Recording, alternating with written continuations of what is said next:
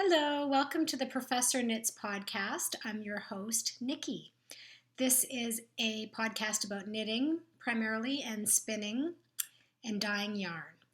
And you'll have to excuse me if I look a little disheveled today. I've been in our basement mudding and taping drywall. I'm trying to surprise my husband with finishing up the bathroom down there that we started building 4 years ago here in our Knoxville location, and I need to, it's sort of been a languishing WIP, so to speak, a work in progress in our home.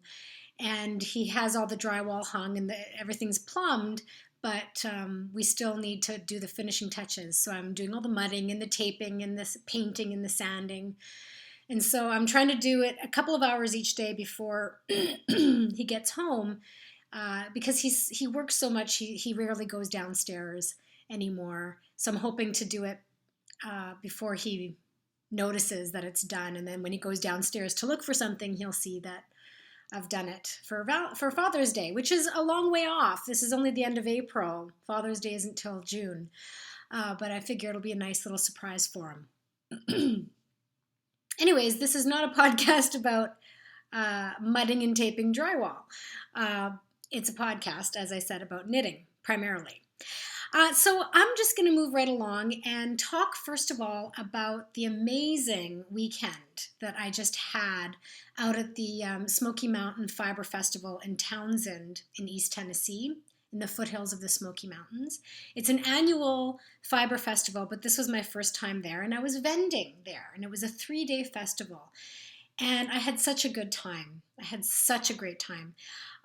Of course, I didn't take any pictures, which is true to form for me. I get so caught up in just visiting with people and hanging out and enjoying the experience that I forget to take pictures. I didn't take a picture of any of the fantastic people I met, so I'm sure I'll see them again at other fiber festivals.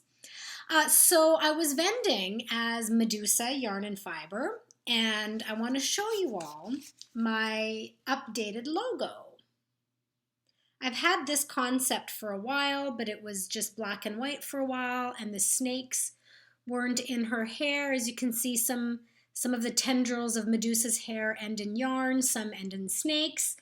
Then you've got the knitting needles in Perseus's hand, sort of as an homage to the beheading of Medusa by Perseus. And people seem to really like it. Some people I had to explain the concept. They hadn't heard of Medusa, or they had heard of her, but they didn't quite see. But I'd say most people immediately got it, and it was really well received. And so it was a really nice weekend for me as a yarn dyer, selling and peddling my wares to the great people of East Tennessee. So I have to say, when I first set up my booth, I was a little unsure as to my location, that was fine because it was outside, because I had applied late to be a vendor, and I ended up loving it because there was just a few of us set up out in the amphitheater in the Heritage Center, and so we were kind of separate from all the other vendors, and we ended up having just a great time as a little group. So I met Ashley, who's the owner and dyer of Twist Fiber Studio out of Candler, I think, North Carolina, and her assistant friend who was there to help her, Christy. They were so generous. Ashley is a fantastic yarn dyer. I've known about her yarn, and I have a couple of skeins, and I was really excited that she was next to me. Little intimidating, I will say, because her yarn is unbelievable. But we were sufficiently different from each other that, I don't think there was any problem there. Wanda from Twisted Fiber Studios, so it was kind of strange to see these two girls next to each other with such similar shop names. And Wanda was in from Georgia, I believe, and she had really beautiful project bags that she was selling. And I also met JC and his wife Margie, I believe, and their brood of children, these 8 beautiful children that they had with them, who have a mill, which is very exciting. They own Morning Star Fiber Mill. So it was really nice to make some connections with them. And then there was me and Katie from Homegrown Fabrics next to me. So we just had a really good time, and Katie sells everything from alpaca fiber from her own alpacas to hand-dyed fabric and all sorts of other things, hand-painted silk scarves, things like that. So it was really a real treat to be vending with these really nice, wonderful, generous people. And then there was a whole group of people with Katie from the Fine Yarn Connoisseur group on Facebook. Laura, Jan, there was a whole gaggle of them. I didn't meet them all. And they were just an absolute riot. So we were kind of the rabble-rousers, sort of the troublemakers, I think, of the festival. And of course, Russell from Liles Acres Organic Farm was there visiting quite a bit with us and bringing us his Angora rabbits to look at. And he was a really, really nice, knowledgeable man, and we had a lot of in common. And his wife was there as well, selling fiber from their farm. So again, this is really all about people, more so than farms and yarns and fibers. Oh, and I can't forget Abby. She was there helping out with the Unplanned Peacock booth. And she also works at the Needle and Hook, a yarn store in Maryville. And she was a lot of fun. So I just can't believe how many wonderful people I met. So if any of you are watching, I have to say you really made the weekend wonderful. Again, I wish I had at least taken some footage of some animals. Sorry, I didn't, but it's all in here forever. I'll try to get a little bit better in the next. I'm going up to the Kentucky Sheep and Fiber Festival up in Lexington in a couple of weeks. So I'm going to be a little more, I'll try a little bit more to take actual pictures of these people that I'm meeting and the actual festival. All right, so let me just get right to my finished object and works in progress. This is going to be a pretty short episode because I was so busy dyeing yarn in preparation for the festival. But my first and my one and only finished object this week is my socks. A pair of vanilla socks, just a basic ribbed sock, toe up, 2 at a time, magic loop, as I like to do my socks, with a 2x2 ribbing.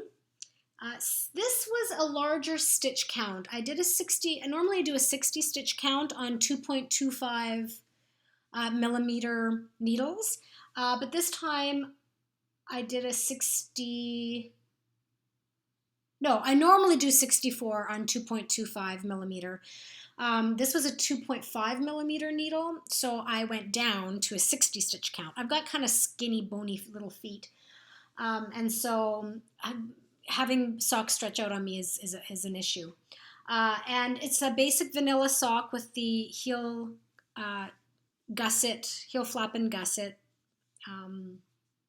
knitted with my own hand-dyed yarn. This was one of the, I think I've mentioned this before, it was my first attempt at speckling yarn over a year ago now that I first dyed up this yarn. It was just a one-off skein, and it wasn't a full 100 grams, so I decided to knit it up, and I quite like it. There's no colorway name or anything like that, but I'm very pleased. I'm very pleased with the way they turned out. I haven't worn them yet, because it's starting to warm up here in Knoxville, but they'll go into my Boxo socks for 2018. And I'm terribly behind because this is February's socks, and I don't have any other socks on the go right now that were cast on in 2018 anyway. So my one finished object, yay!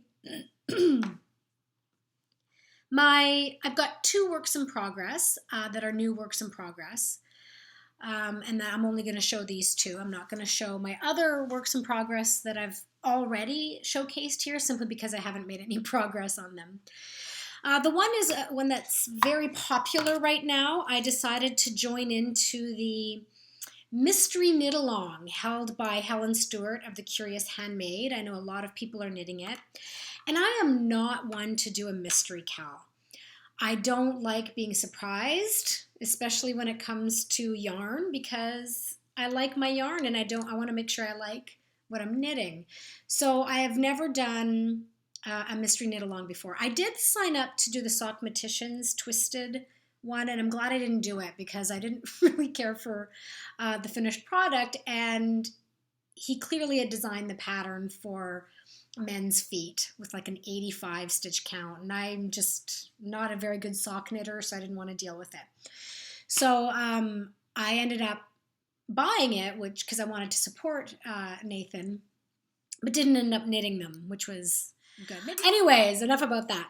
So I decided to give it a shot simply because Helen Stewart is pretty well established in terms of making beautiful designs.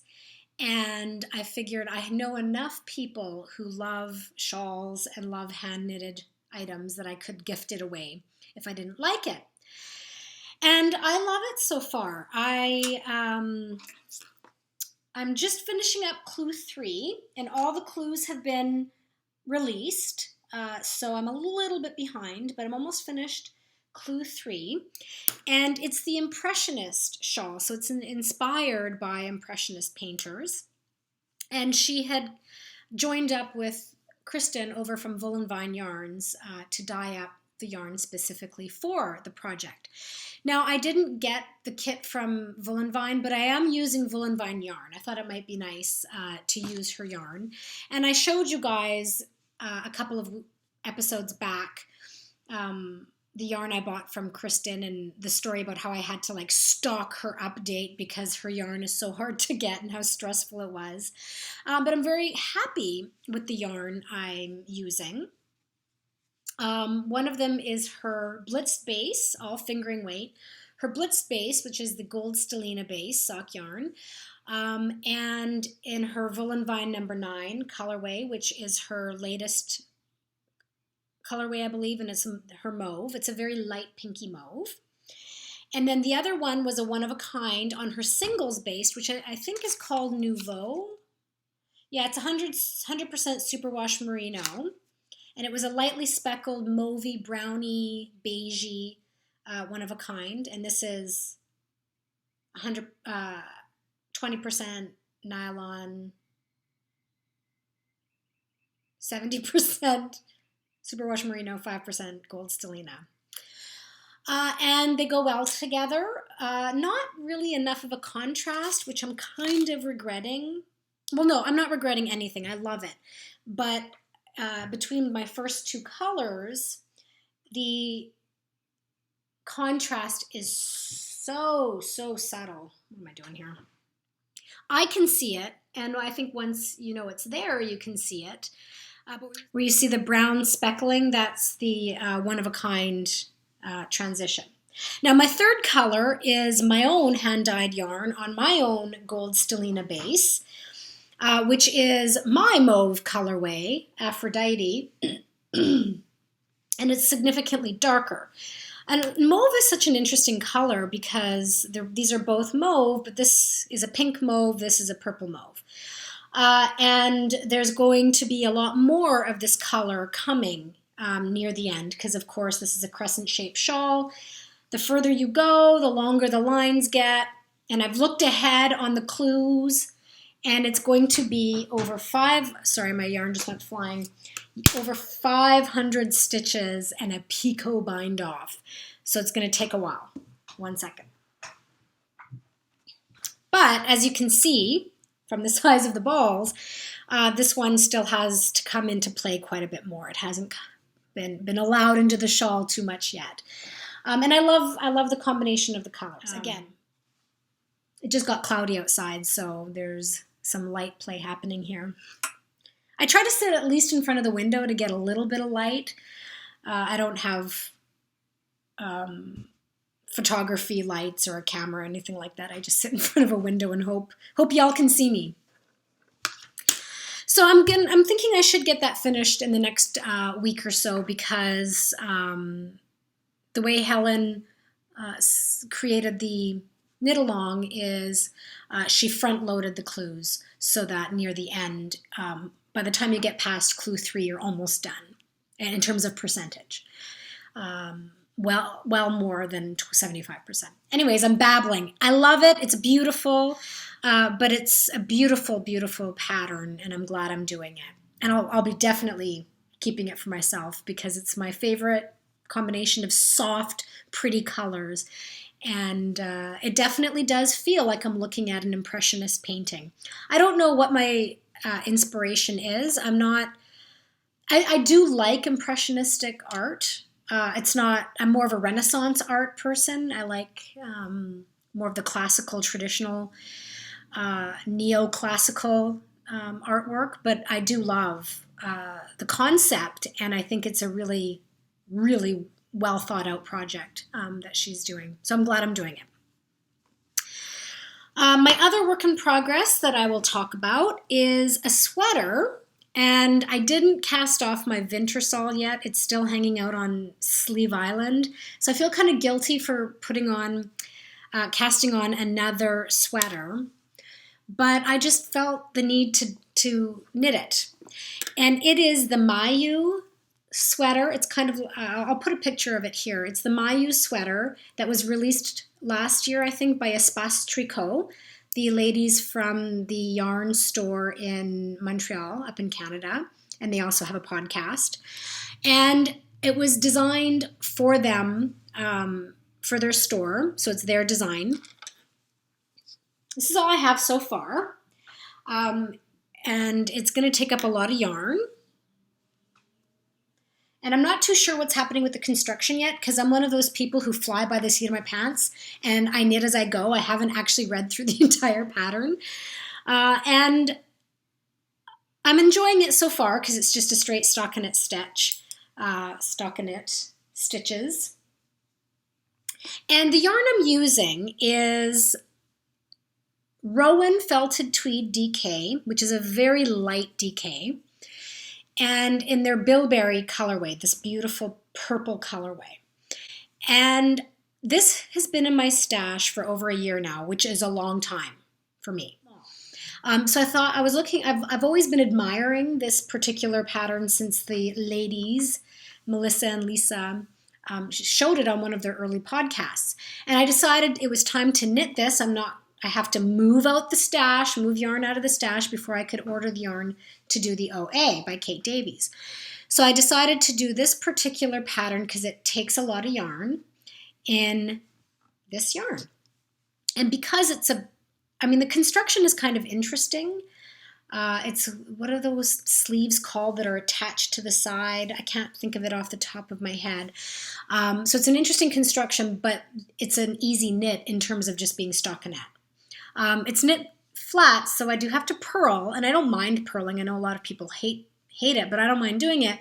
But when you get used to just knitting in the round for so many projects, or doing a lot of straightforward garter stitch for shawls and things like that, or socks, you forget that purling does take up some time, and it's a little bit more fiddly. But I'm really happy with it so far. It's an easy knit. That I can just take with me. It's kind of like socks. You can just take it with you and pick up and go, and you can go a long period of time without needing to look at the pattern in stockinette stitch. So I'm really looking forward to it. I did pick up a few things that I really needed. First of all, I needed new hand carders. So I stopped by the booth at the Smoky Mountain Spinnery. They were there. And I haven't put them together yet, but I've picked up a new set of hand carders for processing fleece. Because the ones I have, I think I've shown them on the podcast, I don't remember. But the ones I have are antiques. They're over 100 years old. And the leather, although this isn't leather, but mine I inherited them from my grandmother. The leather is deteriorating and a lot of the teeth are missing, and the teeth on my antique set are different from the teeth here. These ones are bent, as you can see. So technology's it's still a very rustic way of processing fleece, but little details in how the teeth are positioned has changed. And I think that as much as I love using my grandmother's carders and feeling like how cool it is to be using these things that are over 100 years old. At the same time, I needed to upgrade for efficiency. I think I'll get a nicer row leg from using some updated technology, if you can call this updated technology. And plus, because this isn't leather on there, I'm not going to get weird specks of leather throughout my wool that I'm processing. So I'm very excited. I bought those. I needed them. I also picked up some Handspun from Three Hares Fiber Art, and she has the best logo. Look at that. It's the skeleton of three rabbits doing the dance macabre, right? Which became a very popular, the dance of death became a very popular motif in art in the 14th and 15th centuries after the Black Death. It existed, I think, a little bit before, but it became a little bit more widespread because death became such a commonplace. And so if you look at a lot of manuscripts from the late 14th and 15th centuries, there's a lot of pretty dark decaying corpse images and skeletons. The dance macabre. So I'm assuming that's what she's playing on. I didn't ask her. But she's at threeharesfiber@gmail.com. I don't see a website. Yeah. Well, whatever. Just Google it, and I'll put the information in the area below. I cannot articulate to save my life right now. Beautiful stuff. This is alpaca. Looks like it's a 2-ply alpaca next to Skin Soft. Beautiful stuff. And she was spinning there too. I wish I had asked her name. I think I might have asked her her name, but I don't remember. And I bought this one because it just looked so springy. It looked like citrus, you know? And it's just mixed wool and mixed fibers, so I don't know exactly what it is. It looks like there might be a touch of stellina in there or some sort of sparkle, probably some nylon. Looks like it's a worsted weight. Both of them are worsted weight. So I picked up these from Three Hares Fiber Arts, and they're both really, really soft. I highly suggest you check her out. I don't know if she has a website. I'm assuming she has an Etsy shop. But just beautiful stuff. And I think she was from Atlanta, maybe, or Georgia, somewhere south of Atlanta in Georgia. I'll probably get everything wrong. And then my last thing that I'm going to show is the fiber that I picked up. Oh, you guys, 85% blue-faced Leicester wool, 15% silk. Here's one 4-ounce bump. I bought a pound of it, and then I've already divided it up into 4-ounce bumps. Oh my God. Oh, the smell. Anyways, I bought it from Ewes Unique Handspun Yarns, Nancy Shedden. She's local, I believe, because I've seen her stuff at the Appalachian Art and Craft Center. And I just fell in love with the feel of it. I haven't spun it yet. I'm going to dye it first, and then I'm going to spin it. And I cannot wait.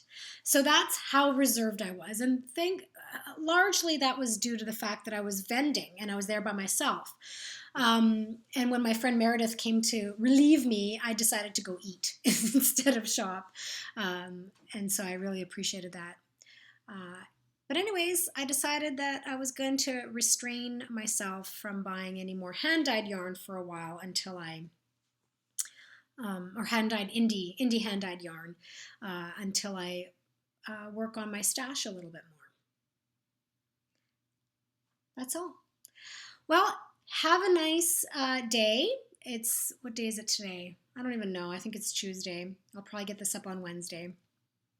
It's the end of April. Spring is in the air, although it's raining right now, but I guess that's spring for you. And I'm just looking forward to see what May brings and the Kentucky Sheep and Fiber Festival coming up in Lexington. So you all have a good day, and we'll chat soon. Bye.